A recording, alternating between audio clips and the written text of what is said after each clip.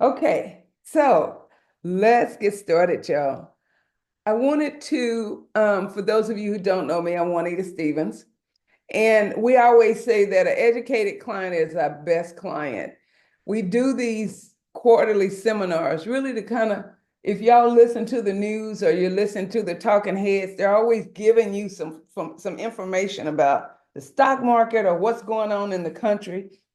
And they just give you little sound bites, not enough for you to understand it. So we wanted to make sure that as we are going through this, um, we provide you with some information that will help you along the way. We try our best to help when it comes to your finances. We believe that knowledge is power. Our mission is to share with our clients any knowledge that can better help them make an informed decision. And with that, let's get started.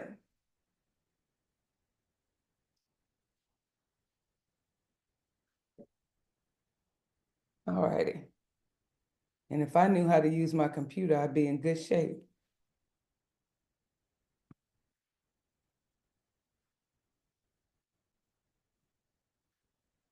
All right.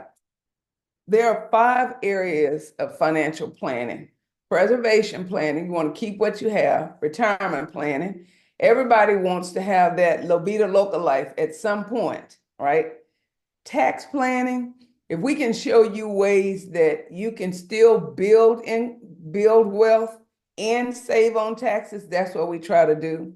Estate planning is making sure that when you're no longer here, you have put paperwork and things in place to make sure that all of your wishes are carried out. And then investment planning is making sure that we help you build a long-term financial plan so that your investments stay on target. Remember that your life is always changing and your financial picture better keep up with you, right? So today we're going to focus on investment planning and equity markets, and we'll also share with you some proactive tax planning strategies.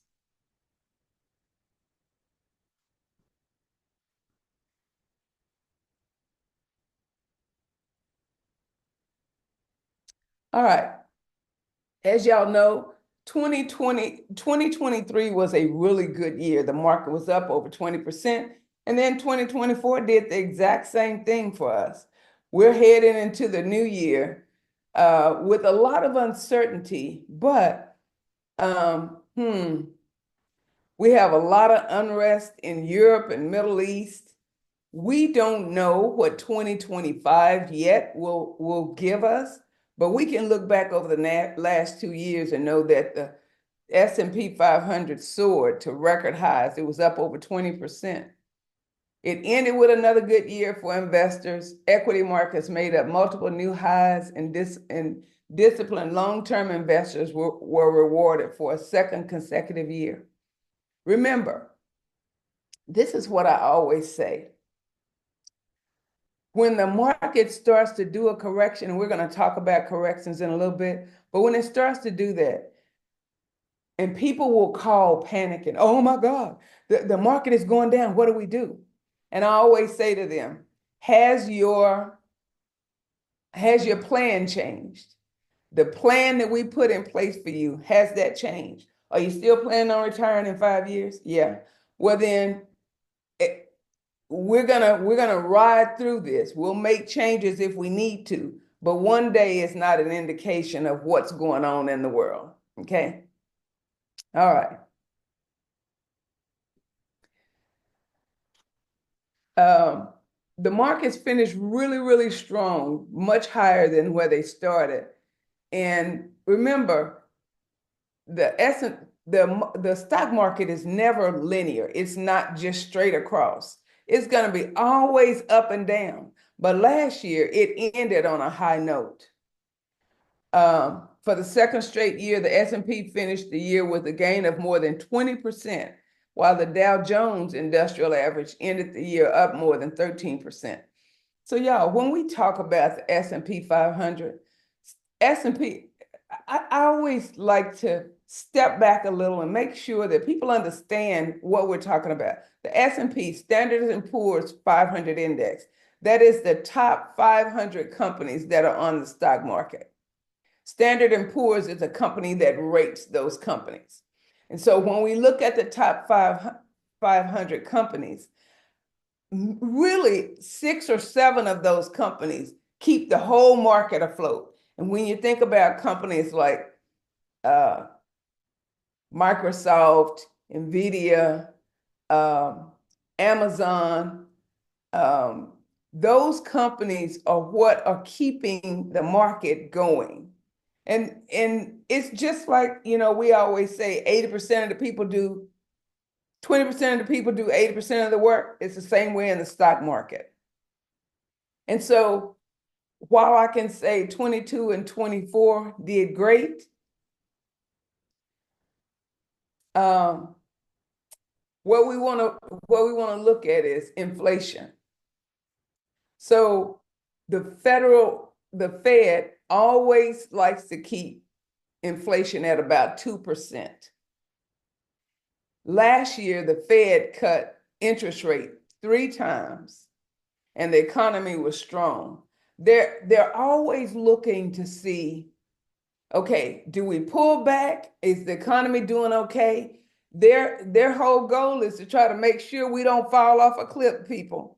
But volatility has returned in the last few months. Listen, in the last 2 months, it was very strong. But remember, we have a new administration that is making a lot of changes. And it makes people very, very nervous, okay? So last year we saw the Fed do 3 cuts. They meet 8 times a year, and they're always looking to, how is the economy doing? Should we cut the interest rate? But their last meeting in December said, we're gonna start with a pause. We don't have any anticipation of doing another rate cut because there's so much volatility. So we started the year with a range of 5.25 to 5.5, and the Fed ended the year with their key rate at 4.25. Remember, the Fed is committed to achieving a 2% inflation rate goal. Therefore, interest rates and their direction in 2025 still have to be watched. We don't know what they're going to do. And right now they're saying they don't know what they're going to do, right?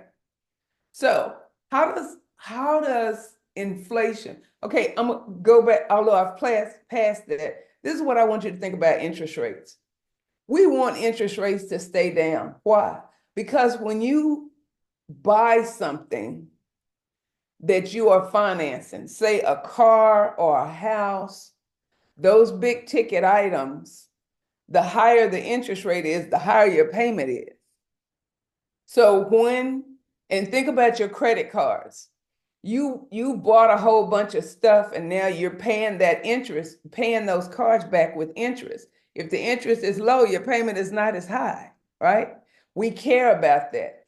And now we certainly care about inflation because we've seen this aggressive campaign from the Fed to lower inflation. In June of 2022, inflation was at 9%.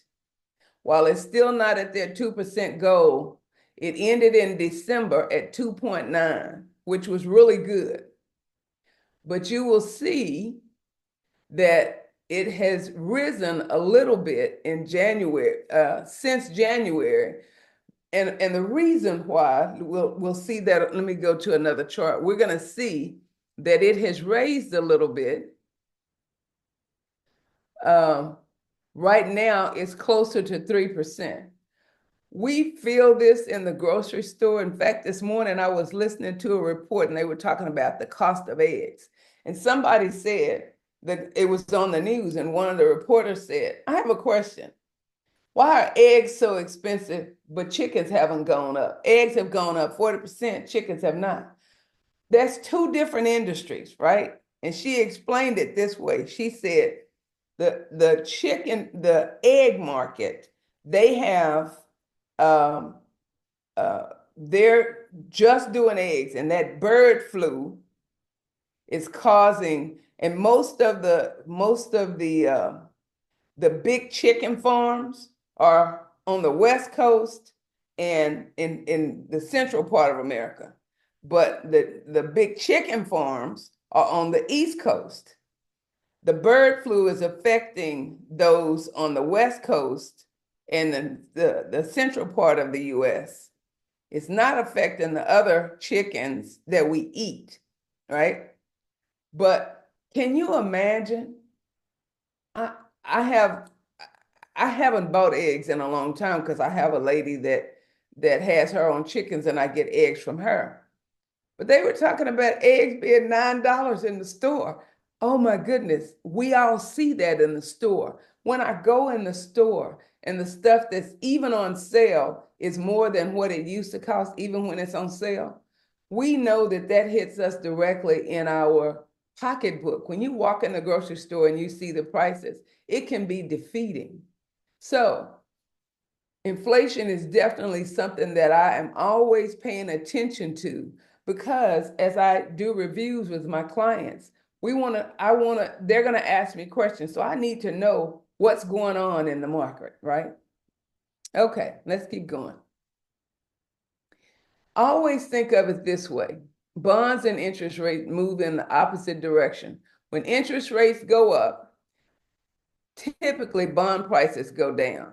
And conversely, with interest rates that go down, then the prices of bonds go up. The last 2 or 3 years, it has not worked that way. When interest rates went up, when interest rates went down, bond prices should have gone up, but they didn't. They stayed the same. We call that an inverse reaction. And it was confusing to people. I got bonds and they're not making any money, but the stock market is not paying anything. Okay, well, we call that an inverse rate. We don't know what it's going to do this year, but we keep an eye on it to make sure we know what's going on. Okay. Even though the Fed reduced the Fed funds rate 3 times last year, the interest rates on Treasury notes and bonds ended 24 higher than they started. On December 31st, 5-year Treasury notes were yielding 4.38, 10-year were 4.58. So think about this, y'all. If you bought a 30-year bond, you got to hold that for 30 years for it to pay that 4.78. And you literally could do almost the same thing with a 5-year bond, right? But we closely monitor these rate movements. With the current forecast of future Fed interest rate cuts to be paused, there can be some opportunities to find some lower risk, higher yielding bonds. And we're always looking for that. All right, there is always a cost of safety. And even though interest rates have risen, many major banks are still averaging low interest and CD rates to savers. If you're interested in exploring better interest rate options, please contact our office. Think about it. If you go to the bank, they'll tell you, well, we got a CD that's paying 1%, and you just got to put it in, lock it up for 2 years. For 1%, think about it. If the inflation is always running 2 to 3%, that's what our economy is running, and you're only making 1% at the bank on a CD, you're going backwards. To say that you made money, you need to be earning at least 3% and hopefully above that. 3% just gets you even, right? Doesn't mean you're making money. All right. As we enter this year, we're excited about the returns that 2024 brought, and we're still optimistic, but there's a lot of things going on in the market right now. Interest rates and inflation will continue to be 2 of the top factors that will affect the direction of the economy and equities. Other issues that could affect the direction of equity markets include the new administration. This new administration talked about making a bunch of changes to tax laws and possibly using tariffs to balance trade with other countries. Remember that changes in tax laws can take time, and sometimes they don't go into effect immediately. But we're still seeing continuing geopolitical unrest in the Middle East, and there is still an ongoing Russia-Ukraine war. Tensions with China will also remain a concern. The global economy will also continue to be a concern in 2025.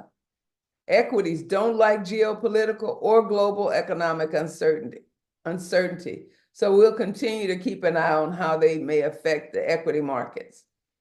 As your financial professionals, we are committed to keeping you apprised of any changes and activities that could directly affect you.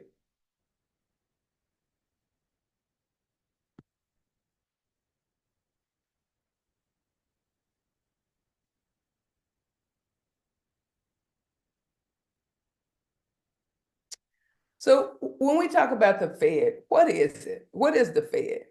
It's called the Federal Reserve. We shorten it into the Fed. It was created in 1913 as a response to the banking panic of that time. Their central purpose is to uphold what is referred to as a dual mandate, that is to maximize employment and stabilize prices, which essentially means to keep inflation in check. They're scheduled to meet 8 times a year. At this January session, they paused moving rates and indicated that this pause may be for the near future. Investors will have to wait and see if they will continue to reduce interest rates during meeting times later. The results of the Fed's meeting and discussions always present the possibility of immediate temporary equity market movements. And if that happens, try not to overreact. So this is what I want you to think about. If you can see my cursor. So in January, they said no change. They'll meet again in March. We don't expect them to make a change. They always announce their meeting dates, and then they'll update. You can always go out on the internet and see, did they make any changes? How will they affect us, right?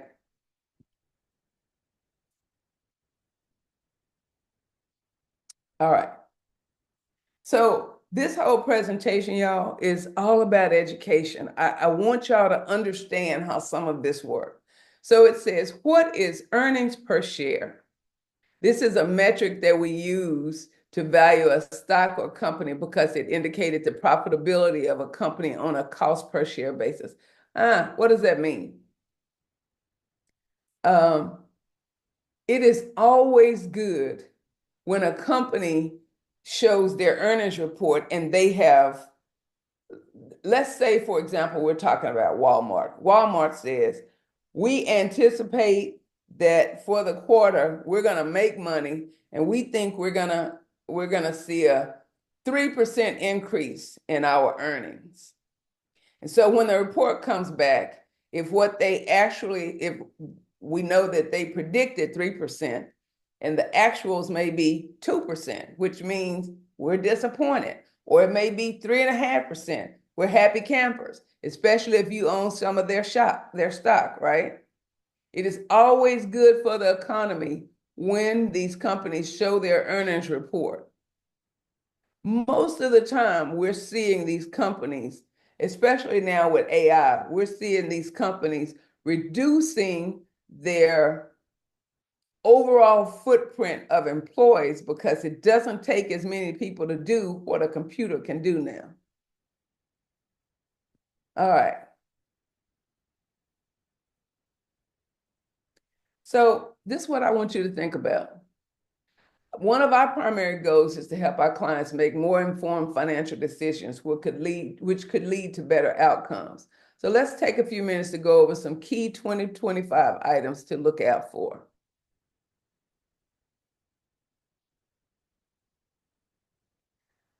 Remember, we help you put together a long-term financial plan. And then we get together once or twice a year to review where we are, what's going on in the world, what has changed in your world. Do you have new kids, new grandkids? Did you decide to retire early? You decide you're going to work another 5 years? Whatever it is, we need to make sure that your financial plan. So do not be a short-term thinker. The equity market, equities meaning stocks and bonds, that does not move in a straight line, and it is a long-term commitment. You cannot get into it thinking, I got this $10,000 and I want you to turn it into $1 million by next year for me. That's not how it works, okay? It is a long-term commitment, and if your things that are important to you, if those things change, we may need to make some changes. And then I always think of investors as you're either a brave heart or a scaredy cat or somewhere right in the middle, right? And so as you get closer to retirement, you need to be moving towards being a scaredy cat, because we don't want the market to change on you and you lose a ton of money right before you retire. Make sense?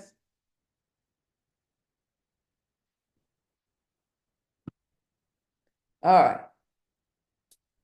Now, you hear all the time about a stock market correction. What does that mean? We have seen it be very, very strong for a long time, right? For the last 2 years, up over 20%, which is really high because the average has been about 10%. But history teaches us that after that kind of run, that we need to be prepared for a possible pullback. Also, valuations of some leading equities are historically high, which is another indicator that it could be possible that equities pull back during 2025. Having said that, market momentum is high and long-term investors never want to be caught trying to time the market. None of us knows how to time the market. We're still enjoying a bull market right now. It's either a bull market or a bear market. A bull market means the stock market is going up. A bear market means it has gone down consistently more than 10%. Okay. All right. When the S&P index falls more than 10%, it is said to have entered a correction territory. There have been 24 market corrections since November of 1974. They historically happen an average of about every 18 months. The term correction is used because historically the market drops, often corrects and return equity prices to their longer-term trend at some point in time. In 2024, there was no market corrections.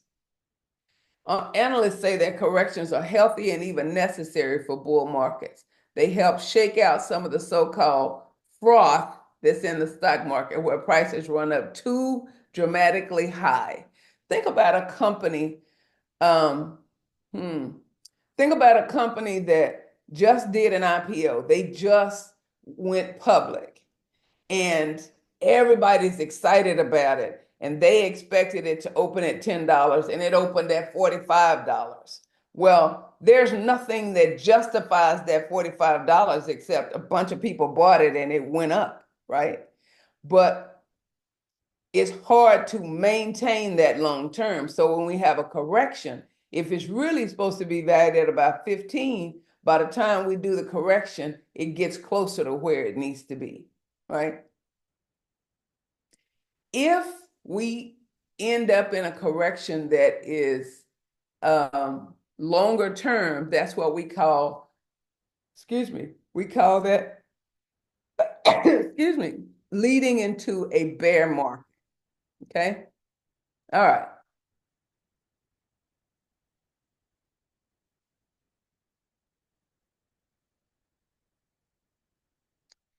Okay, so inflation is still a huge factor, and we don't know what interest rates are going to do. Right now, the economy is still showing signs of strength, but I want you to think about just one day of the news. And one day in the news, you'll hear that Elon Musk fired a bunch of people, and then a whole bunch of people resigned from the federal government. And then everybody got letters saying, we want y'all to take early retirement, and here's an incentive. So we know that 220,000 people were laid off or fired from the IRS from federal government jobs, and they said everybody that's been there, that's still in their probationary period, they've been there less than a year, get rid of them, right? And then we hear about something else. If you listen to the news, even for 30 minutes, it's hard to get up and go about your day, right? Because it's so concerning, it's so volatile. That's why you need proactive planning. We're always here for you. And as we act as stewards of your wealth. We're here to help you pursue your goals. Having a solid investment strategy is absolutely imperative when we're going through all of this chaos that we're going through right now. We don't know how all of this will shake out. We know, if you listen to the news at all or pay attention, we know that they're talking about making these tax cuts permanent. They're talking about doing some additional things with the taxes. We don't know what it'll be. Just remember, we want to be proactive and not reactive. Okay? A proactive approach to looking at your tax situation can help lead to better results than a reactive approach. So let's talk a little bit about tax planning.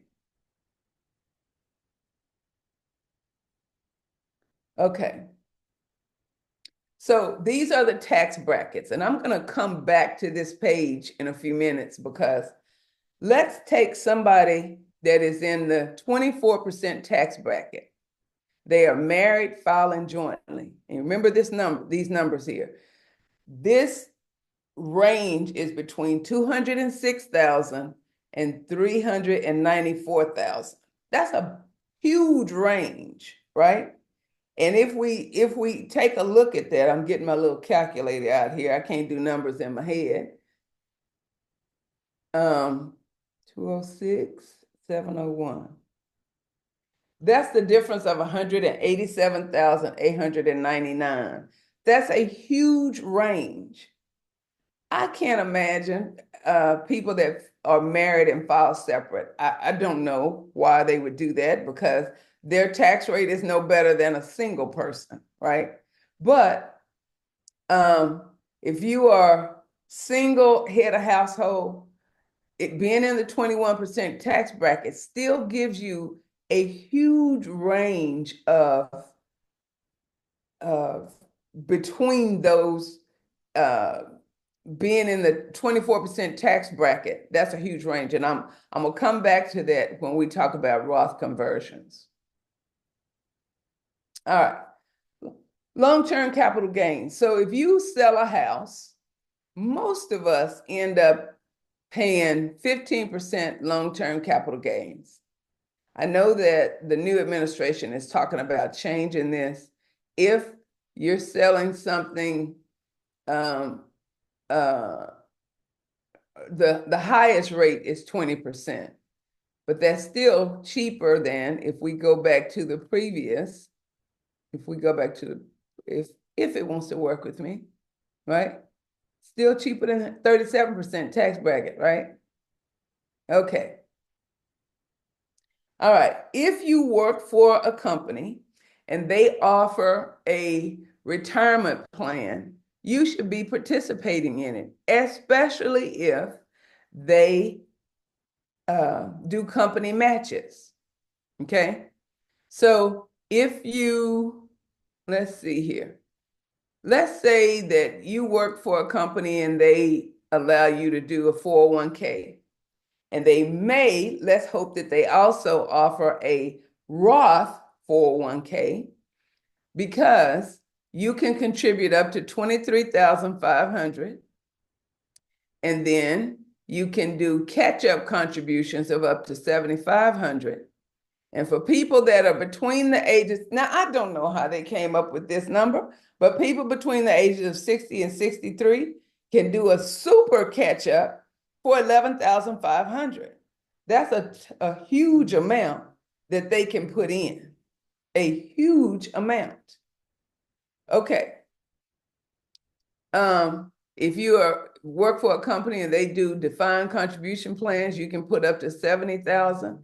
So you can see now, I always tell people, one of the things that I do with my clients is when they start working with me, I tell them, if you have a retirement plan at work, let me look at your options and help you choose better options, right?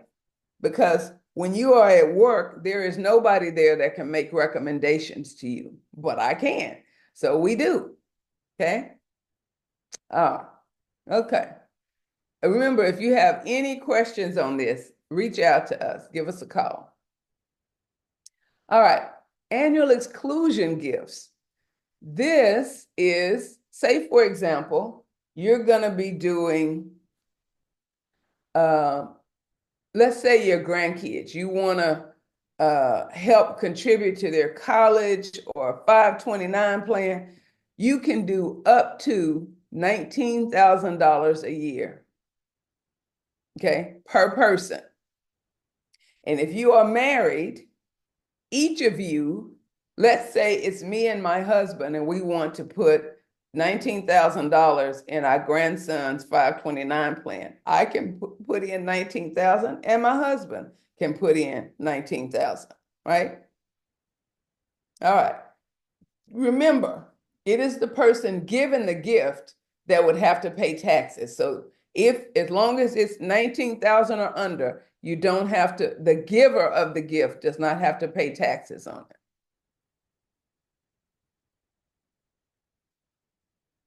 All right. Let's look at some more tax strategies that we can do.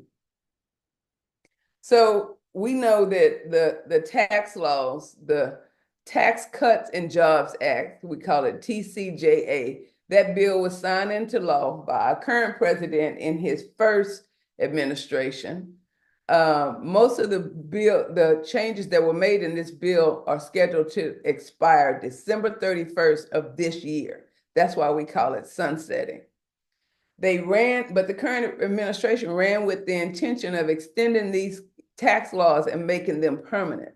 As of today, they are still in place, and we don't know. We just got to pay attention to what's coming to see whether or not they will make it permanent. All right.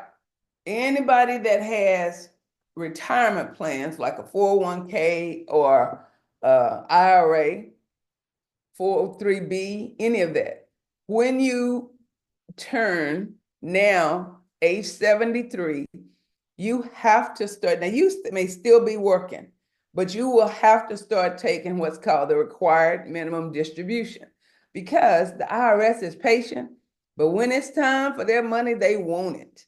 And so whoever is the holder of your money, your retirement funds, at age 72 and a half, they're going to send you a letter, and they're going to say, this year, based on your age, how much money is in there, and how long they expect you to live. There's a formula. This is how much you have to take this year, okay? Always remember that. If you, and you have until December 31st of that year to take it. If you do not take it and you get audited, they will penalize you 25% of whatever you were supposed to take. That's some expensive money. Take your RMD. All right. Any of y'all that have done a 529, let's say for your kids or your grandkids, and you end up with extra money in there. So you're the grandparents, and for your grandson Robert, you put 29,000 over the years. You put $29,000 in his 529 plan. Then he ended up getting a basketball scholarship, and you didn't have to pay for it. And so y'all were just basically sending him a little bit of money every month just to kind of tide him over. But he had a full ride scholarship. Well, at the end of that 5 years, 4 years or 5 years, when he gets out of school, there's still money there. And it used to be that, remember, whoever put the 529 in place is the owner of it. If there is still money there, you have options. You can roll it over to another person. You can assign a new beneficiary, right? Or you can use the money yourself to go to school. Or you can, the old way was you can take it out, but you're going to pay a penalty on it because it had been, it's a great plan. It had been growing tax-free, right? Now they have this new rule that says if the money has been sitting in that 529 for at least 15 years, you can, whoever the beneficiary was, you can create a Roth IRA for them. And every year you can move from that 529 plan. Right now, it's up to $7,000 a year into that Roth. But the maximum you can move into it is 35,000. Okay. That's a new thing because it didn't used to be there. All right. And then you got to determine whether or not you're going to do, you're going to convert it to a Roth. Will depend on, now we're talking about, now we're talking about if you have a Roth IRA and do you want to convert some of it over? This is what I want y'all to think about. All of your retirement money, your 401ks, 403bs, 457s, all of that stuff is called qualified money. It's retirement money. And while the IRS has been patient, when it's time, whatever tax bracket you're in at that time, that is every time you take, every month when you start taking an income, they're going to take out those taxes.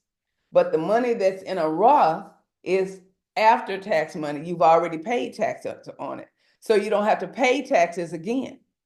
But you got to determine when you hear on the news or you read something on the internet about a Roth conversion, it is not right for everybody. So if this is something that you're interested in, please reach out to us. But wouldn't it be great to get to retirement and have all tax-free money? Ooh, I like it. I like tax-free.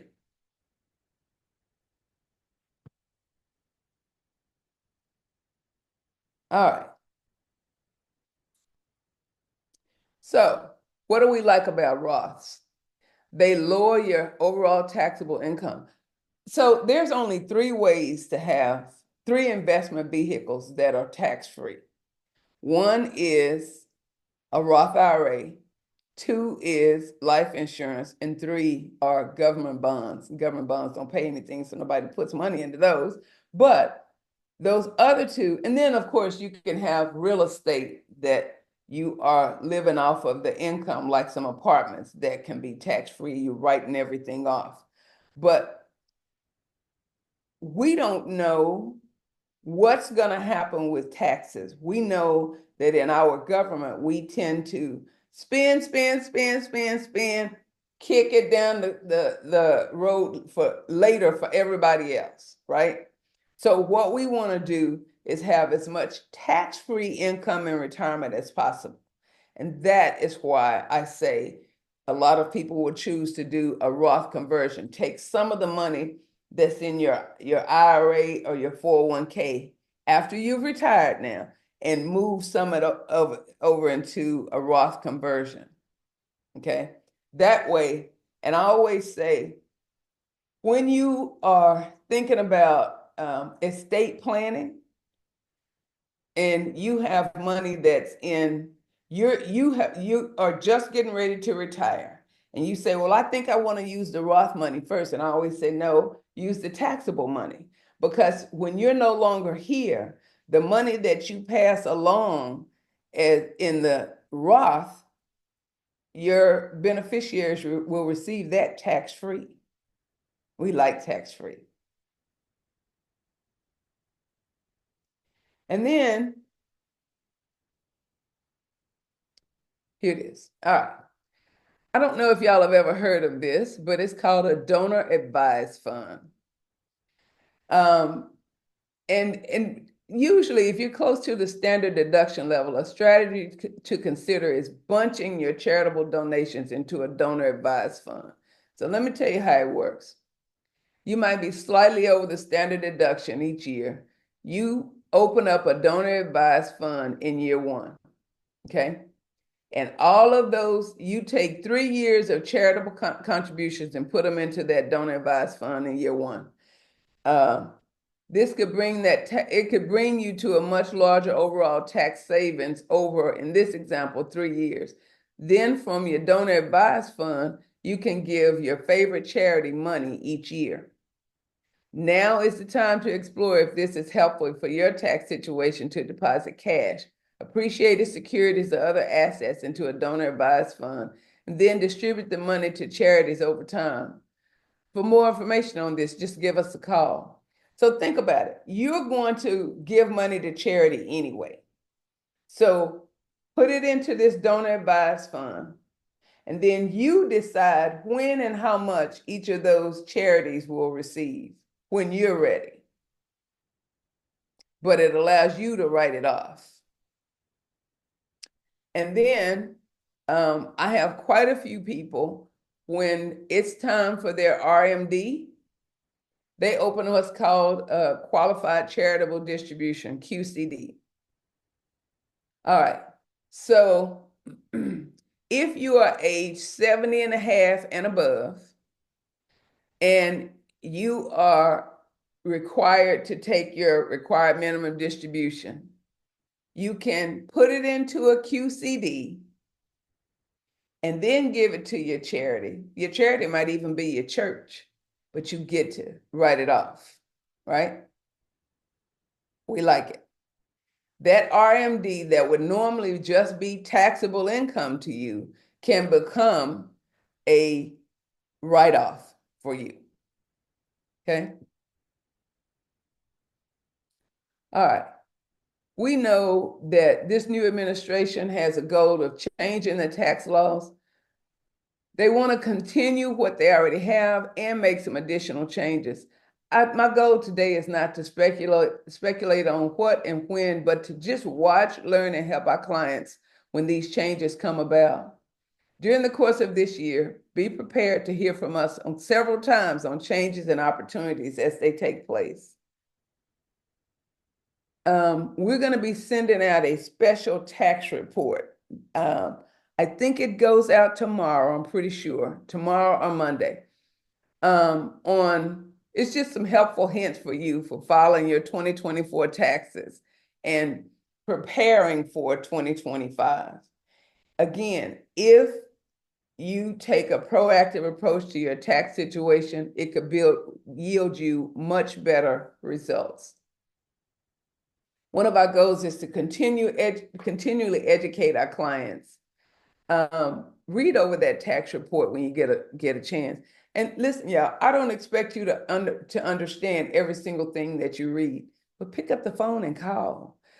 Say that you just want 30 minutes on my calendar so we can go over something, or we're actually in the process now of scheduling reviews for everybody.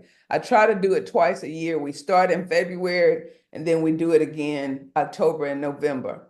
And so if you haven't already got a call from us, you will be getting a call, because we want to make sure that you stay up to date and your financial plan always, always, always keeps up with you.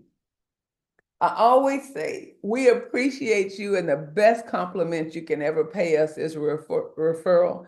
You may have somebody that you want to just add to our mailing list or invite them to attend a presentation. We do a lot of fun events. We just did, what was it? We just did manicures and margaritas in February. We had a blast in that. We try to do fun stuff, but also, even when we do that event, it's still a learning opportunity, because I always have and of course, now I don't have one close to me, my handy dandy Yeti cups that I give away. I'm asking questions and hopefully educating the people that attend. And when they get the answers right, they get a free cup. So we would love to see y'all at one of those events. Always remember, our clients are special to us. And if you have somebody that can utilize our services and you appreciate what we do for you, please give us referrals. Either have them call us or you call us and give us their information. We'll get in touch with them. I hope that this was helpful to y'all. And I am at the end. I'm going to unshare my screen and see if we have any questions.